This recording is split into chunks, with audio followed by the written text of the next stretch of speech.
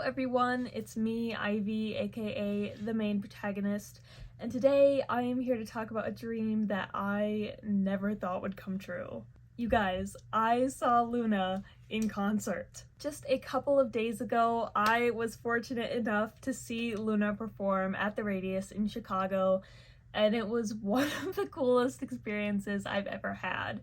Now, I've been a LOONA fan for about 5 years, so being a LOONA fan for 5 years, finally being able to see them perform when I never thought that they would perform in America outside of KCON was just, it was a dream come true. It really was. In today's video, I'm going to go over some things like my experience, both as a recap vlog sort of thing, and as just kind of a preview for some others who may be seeing LOONA soon. I'll also be talking about some tips because this was my first K-pop concert experience and really one of my first concert experiences in years, and so there's just a couple of tips that I think would be valuable to pass on to you. My first tip is that tickets will more likely than not be available later on.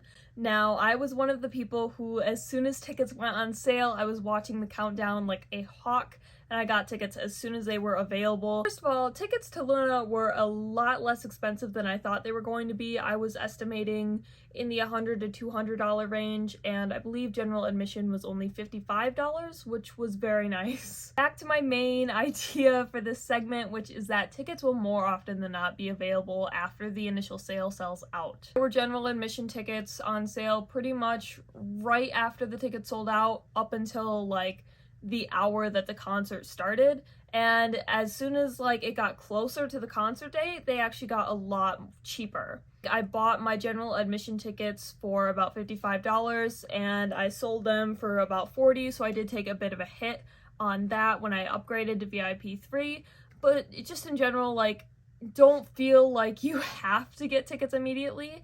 If you're not one of the people who is going to aim straight for VIP 1, straight for like a right in front of the stage experience, or even if you are one of those people, chances are you'll be able to find what you want later on. It might just be a little bit more expensive than it would be initially. Or in the case of general admission, if you're willing to wait until like right before the concert, you can get a pretty good deal. I probably won't be saying this right. I'm going to pronounce it like the individual letters. AXS was the system that I used for buying, transferring, and selling my tickets, and it was very, very efficient. I would give it a 10 out of 10 rating easily. Buying the tickets was very smooth, checking in on them, actually using the tickets was just as simple as a QR code getting read at the concert. When it was time to transfer tickets to somebody, it was very easy. I believe I just had to put in their email and their name. Selling tickets was also incredibly easy. You basically just list them for whatever price you want. They get like a very small cut, and then when the time comes to get your money, you just transfer it to your bank account. It was just a very simple experience, which was very nice because it meant that going to the concert, getting ready for it was not as stressful as it would have been had the system been very lackluster. One thing that was a little stressful for my concert experience was being in line. I got in line 3 hours early because I had to check in for the VIP meet and greet wristbands, and there was a lot of people there.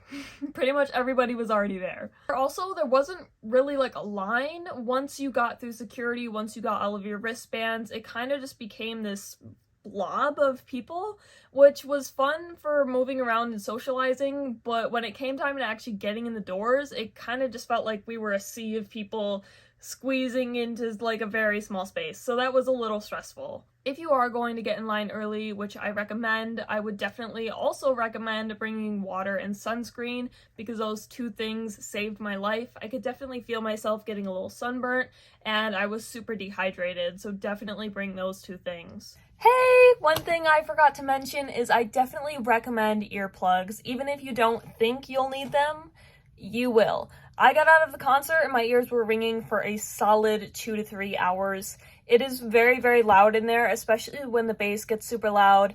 Please take care of your ears. Please bring earplugs. Please take care of yourself. Okay. One thing you can also bring if you have a little bit of money to set aside or just a little bit of creativity is freebies.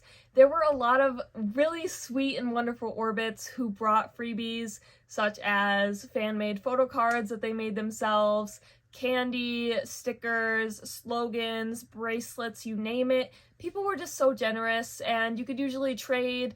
You could usually really just receive a freebie if you gave someone a compliment. Like, people were so sweet. And so if you want to anticipate that and you want to give a little something in return, I recommend bringing a little freebie, whatever you want to think of. I really wish I had, because I felt so bad. I was getting so many nice gifts and I just wanted to give it in return.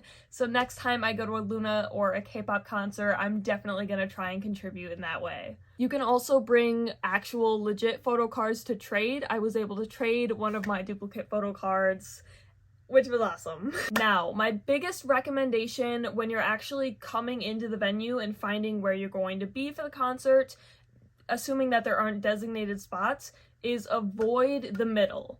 Because here's the thing, everybody's gonna aim to go for the middle. That's the best view. Everybody knows that. It's the best view. But the thing is, if everybody is heading towards that direction, then everybody's gonna be clogging up that area, and at the end of the day, you might get pushed back. Like, you might not have that great of a view. Whereas, if you aim to be somewhere on the far side, or even just a little bit on the side, chances are less people are going to go there, and so you can get there quicker, and you can find a better spot a little bit easier. I, for one, was on the very far left side, and while I might not have had a clear middle view, I did have a lot clearer of a view because there was less people in my way, and not only getting there, but just once I was there was a lot less people in my line of view. The concert itself was incredible. The energy in the crowd was crazy, especially with the more bass-heavy songs like Paint the Town and Pose. Everybody was giving it their all in terms of cheering, dancing, waving their light sticks. It just, like, the song itself was amazing, but the energy from the girls and from the crowd made it 10 times better. And you really, you felt the music and you were experiencing the music, you weren't just listening to it. On to the craziest experience of my life, which was getting to meet LOONA face to face during the VIP meet and greet. The idea of meeting LOONA face to face was something that I tried to contemplate and prepare myself for many moons, and nothing could have prepared me for it. First of all, shout out to the staff at the show, because they were so organized and efficient with this meet and greet. It was actually, like, scary, and they just did an awesome job, so I want to give a quick shout out to them. It was pretty hectic and pretty quick, but I did get the chance to tell Hasul that she inspires me. I've spoken about this before. I have bad anxiety, and Hasul has struggled with anxiety herself before, so I just wanted to tell her that she does inspire me because she experiences that, and she still goes out and is an excellent leader for LOONA and does all of these performances. It's just very inspiring, and I wanted her to know that. Again, it was very fast, so I kind of had to start jumbling messages and combining them for members, and the overall message that I wanted to convey to them is I wanted to thank all of them for their hard work, and I got a few smiles in response, and they were just so sweet, and I still cannot believe that I was face to face with them. If there's still a chance to get the meet and greet and you're on the fence about it, I would definitely recommend it. I would say one thing is for sure, though, is that it is very, very brief. I had some people ask me if you can give gifts, if you can shake their hands, etc. You can't really do any of that. It's extremely quick. I would say you're probably in front of each member for about a second, if that. The thing is, there's a lot of people that are meeting them, and there's not a lot of time, so it's pretty rushed. Staff are actively, like, reminding you, like, keep walking, no handshakes, like, keep it very brief, which is a little bit stressful if you're not into that kind of experience, or if you don't think you would be comfortable with that. It's pretty much you walk up, you say a very quick word, you get to touch their hand briefly with gloves, COVID precautions, and then you move on to the next girl until you're done, and that's basically the meet and greet. I believe this is for the VIP meet and greet only, but you did get a little goodie bag. First of all, it comes in this really pretty bag, which I love. So one of the things you get is this little card, and inside of it you get a little message card with all of the members' messages for fans inside of it. Inside of the card is this beautiful lenticular photo card, which is, it's just stunning. Next, you get an exclusive tour photo card set, where of course they all look absolutely gorgeous, and I'm going to drop them. Lastly, you get a signed lanyard. Mine was signed by Go and it's very, very cool. Overall, getting to see LOONA in concert was an absolutely incredible experience, and I think it gave me a lot more confidence in terms of interacting with K-pop fandoms and in terms of going to bigger concerts and traveling, that sort of thing. And it was so great. All the girls were absolutely incredible, and I can't wait to hopefully see them again someday. One thing I would like to see during the next LOONA tour is definitely more days in between concerts. It seems like we're constantly hearing about members that are very tired, who can't perform or may have difficulty performing, such as Sesul with her sling. I believe Choeri took a break at the Louisville concert. It just seems like they don't get enough time to rest in between shows. They have to travel, they have to dance and sing. It's just a lot, and I really feel like they should have more time, so I would like to see that during the next tour. If you were at the Chicago show, I'd love to say hi, because there were so many great people that I met in line that I didn't get any contact information for, and I'm a little bit sad. Otherwise, if you got to see LOONA, or if you're going to see LOONA and you want to talk about it in the comments, that would be cool. If you just want to share your experience or maybe ask me a question or two, that would be fine. I am going to sign off for now and just hope that this video doesn't get copyrighted.